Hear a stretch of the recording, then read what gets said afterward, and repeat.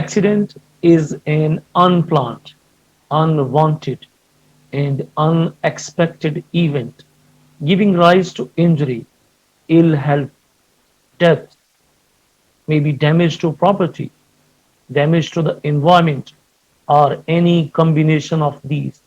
Combination means injury and damage to the property at the same time, death and damage to the environment at the same time.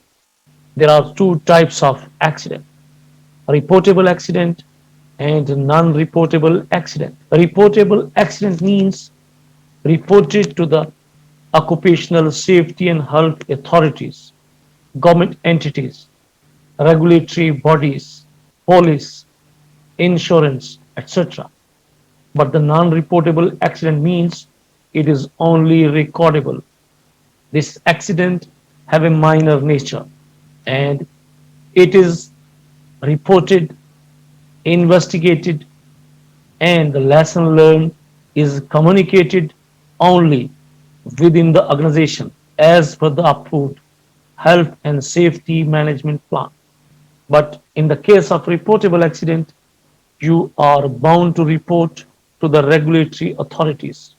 Dear friends and fellows, we have discussed about the accident. I have made the video on accident causation. What is the accident investigation procedure? But today I'm discussing about the philosophy of accident prevention. I'm Javed and you are on the platform of Safety First. If you are new on this channel, kindly subscribe the channel. And if you find the video informative, then like, comment, and share it with your friends and colleagues.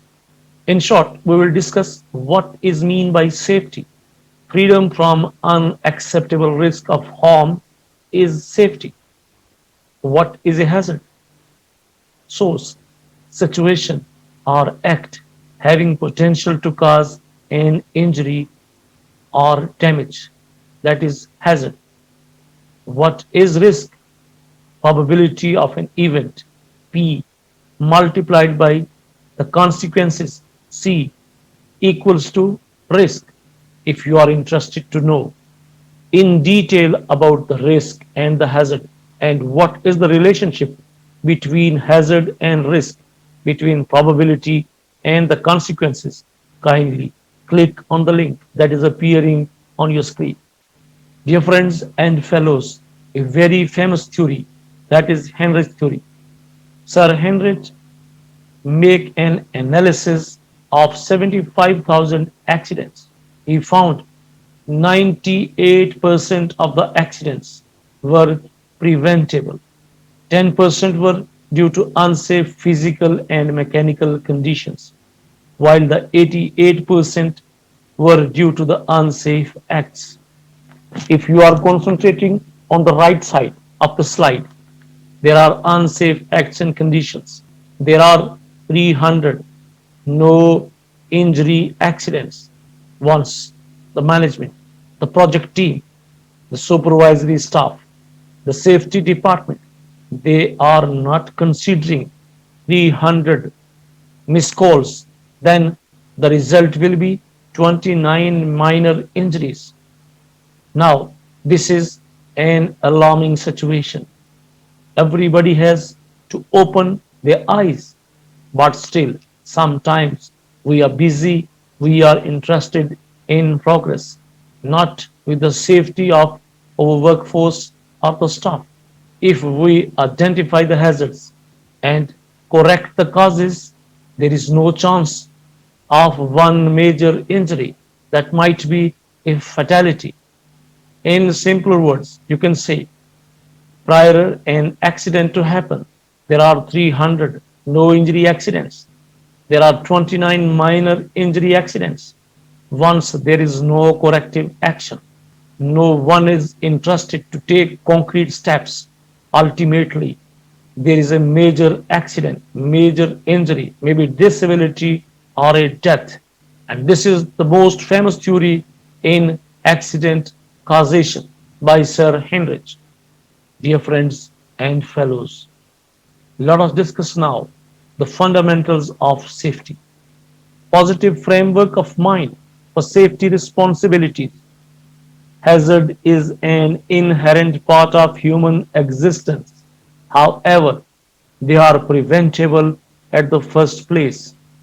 Ensuring integration of occupational health and safety requirements at planning stage. Accidents don't just happen, they are caused. This is what an organization and an individual must believe. Occupational health and safety management is principally prevention of unsafe conditions and prevention or control of unsafe acts. And remember, prevention makes strong business sense. How to prevent? Who will take the action? Who is responsible? Let us discuss the role and responsibilities of engineer and supervisor. Enforce safety rules, safety work permit system, exercise close supervision on workmen, ensure competence and discipline, take immediate corrective action on any unsafe acts, and or unsafe conditions are noticed or reported. Explain in detail the specific hazard and safety measures in case of jobs being assigned to workmen and ensure safety. Ensure availability and use of appropriate personal protective equipment by the workmen. Create a safety work culture among all the workmen under his control. Impart proper and specific safety knowledge and awareness. Rules and regulations among employees. Ensure that all hazards are eliminated. All passages, stairways, entrances, and exits are clear and safe in all respects. Set himself as an example of excellence in safety observance for others to emulate. Ensure prompt reporting and a thorough investigation of all accidents and near misses in the prescribed form and suggest remedial measures to avoid recurrences. Ensure regular contact with persons working in isolated places and ensure their safety and prompt attendance in case of any mishap. Inspect regularly and ensure that all tools, equipment, and machinery are in sound and safe condition. Take immediate corrective measure on any lapse on the observance of safety measures. These are the responsibilities of supervisors and the engineers. This is the supervisor or the engineer who is assigning workers for different activities. They are the part of project team. They have to ensure safety at site. As I told you, today we are discussing about the accident prevention. Here the question is, why to prevent accidents? There might be some reasons. Number one, legal responsibility. Number two, moral responsibility. Number three, loss of production. Number four, avoid bad publicity. And number five, economic losses. If we will not prevent accidents, we have to face these five consequences with immediate effect. There is no way to escape. You have to do or you have to die. If some workers are doing something at height and if you are down below, you have to wear a helmet because any material may fall on your head and the result will be a major injury. Dear friends and fellows, your safety is your responsibility. Use your personal protective equipment. Either it's a safety helmet, either it is a SCBA, self contained breathing apparatus, either you need to wear safety goggles, safety footwear, safety gloves, welding hood, or you need to wear full body harness. It is your responsibility to keep yourself safe, secure, and healthy. Once you are working at height, ensure personal fall arrest system is in place. You are equipped with full body harness connected with a sound anchorage point. You must remember live circuits makes the workers dead. Disconnect and lock it out before you repair electrical appliances or you are going to work on live electrical circuits. If you are interested to know how to carry out log out, tag out, please click on the link that is appearing on your screen. Once you are at site, you have to look gently all around. Watch for sharp objects. Otherwise, sharp objects like nails may penetrate and makes you cry. Your hands and your feet are God's gift. Don't lose them or don't hurt them. Once you are at site, there are plenty of activities. You are the one who can stay alert and safe. Otherwise, you can meet with accident at any moment. Dear friends and fellows, you are on the platform of safety first. Today we are discussing about the philosophy of accident prevention. As you know, accident can cause disability. Accident can make you deaf and dull. Accident can make the environment toxic and polluted. And finally, accident can kill you. Let us discuss here the cost of accident, the monetary losses associated with an accident or incident. We will look what includes in the direct cost and what includes in indirect cost. Dear friends and fellows, let us discuss here few examples of direct cost of an accident. Building damage, tools and equipment damage, product and material damage, production delays and interruptions, legal expenses, expenditure on emergency supplies, and interim equipment rental. All these are the examples of direct cost of an accident on a project.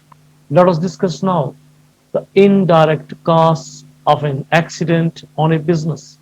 Investigation time, wages paid for lost time, cost of hiring and or training replacements, overtime, extra supervisory time, decreased output of injured worker, and loss of business and goodwill. Anyone can easily understand how drastic are the impacts or the effects of direct and indirect costs of an accident on the business, on a project, or on an organization. How we can prevent the accident, how we can control the direct and indirect cost of an accident. Let us discuss the prerequisites of accident prevention here.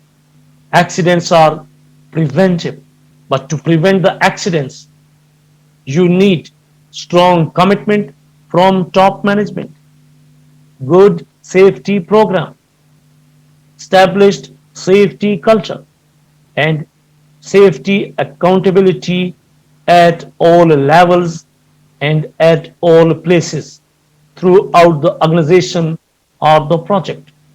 If you are able to prevent the accident, let us discuss now what are the benefits for prevention of accident. Number one, reduced injury claims. Number two, improved employee job satisfaction. Number three, lower insurance premiums. And number four, improved quality.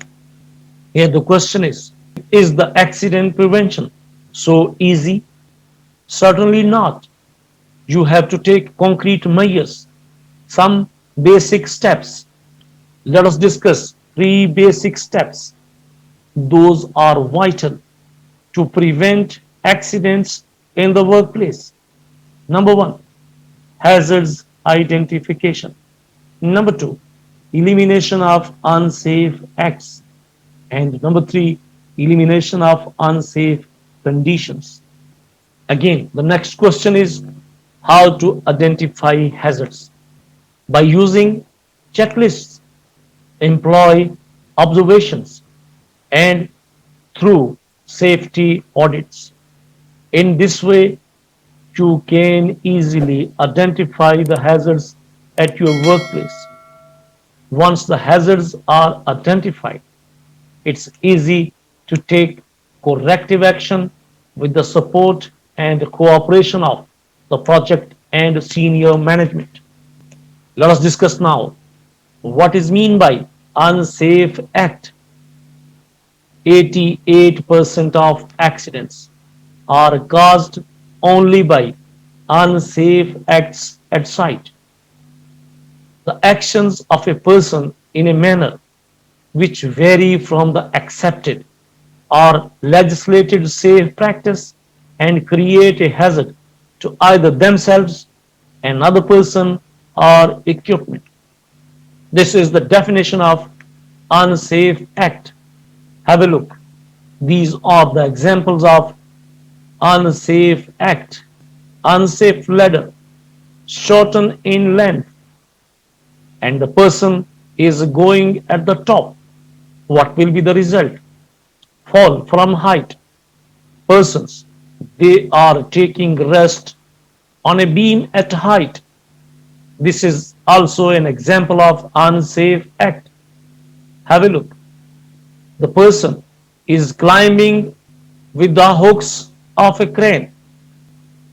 In this way, you can understand what is unsafe act and how the accident are caused because of unsafe acts at site.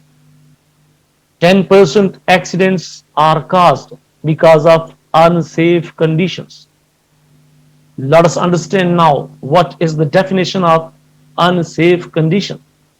A condition in which something exists that varies from a normal accepted safe condition and if not corrected could cause injury, death or property damage. This is an example of unsafe condition.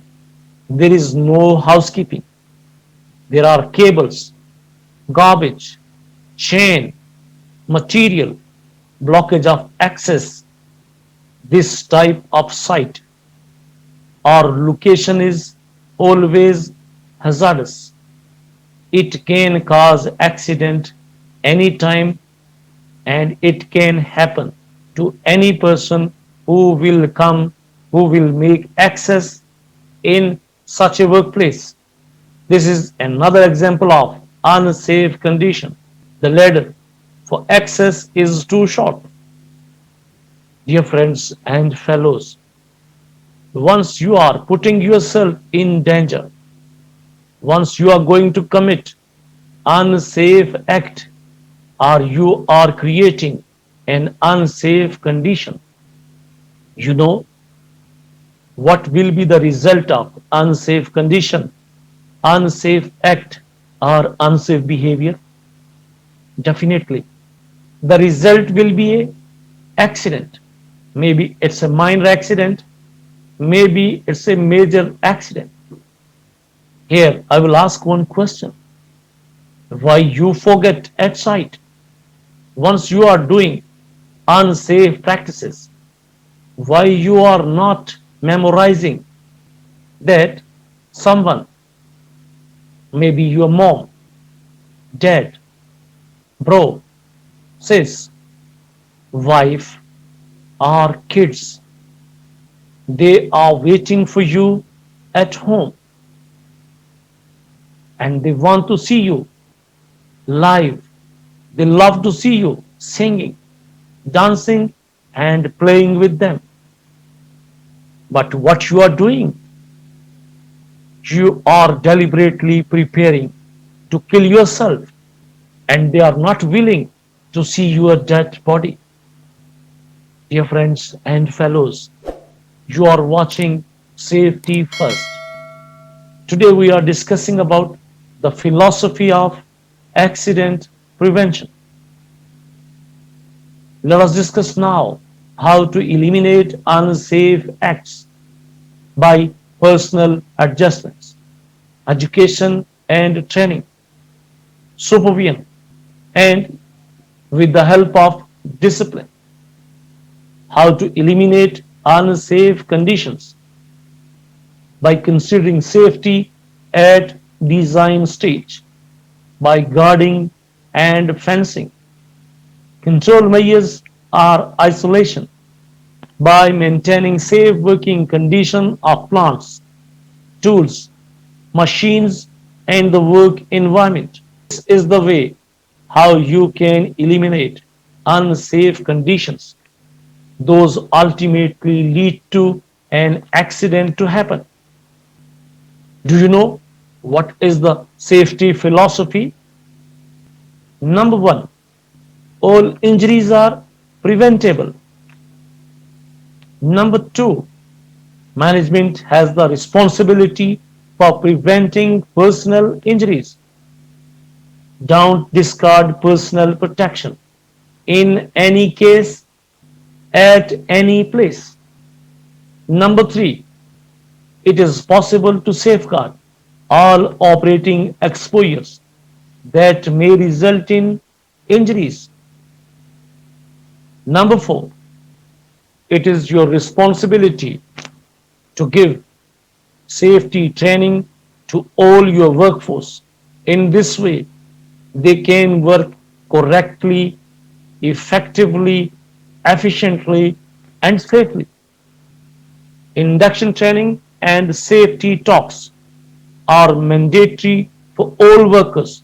Those are entering at the site.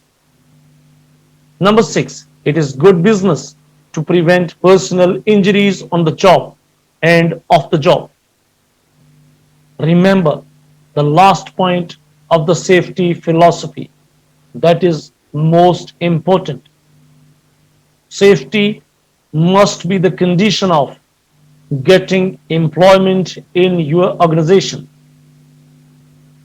In this way, you will be able to choose competent, experienced, and the right people for your workplace, for your project. They will work safely because they are able to know what are the benefits of safe work practices and what are the losses behind the unsafe acts, conditions, or the behavior. As a safety practitioner, if you are able to identify hazards in time, if you are able to report identified hazards to the management in time, if you are able to take corrective action in time, if you are in good cooperation and coordination with your project team and with your safety management, if you have good relationship with your workforce, middle management, and the supervisory staff. Remember, safety is a teamwork. You cannot take the decisions alone. You cannot correct the work site alone. You cannot implement the safety alone. That's why it is your responsibility to act as a team leader. It is your duty to play and lead from the front. Set personal example. Educate your workforce. Train your supervisory staff. and always emphasize and stress on safe work practices. If you will remember these points and you will act upon honestly, consecutively, and on daily basis, definitely you can keep your site safe and keep your workforce healthy and productive. And that's all for now. Training session that was related to the philosophy of accident prevention is over now. If you have any question, please ask in the comment section down below. Thanks for watching and don't forget to like, comment and share the video with your friends and colleagues. Hope to see you soon with a new HSC tutorial. Till then, take care, good luck and Allah Hafiz.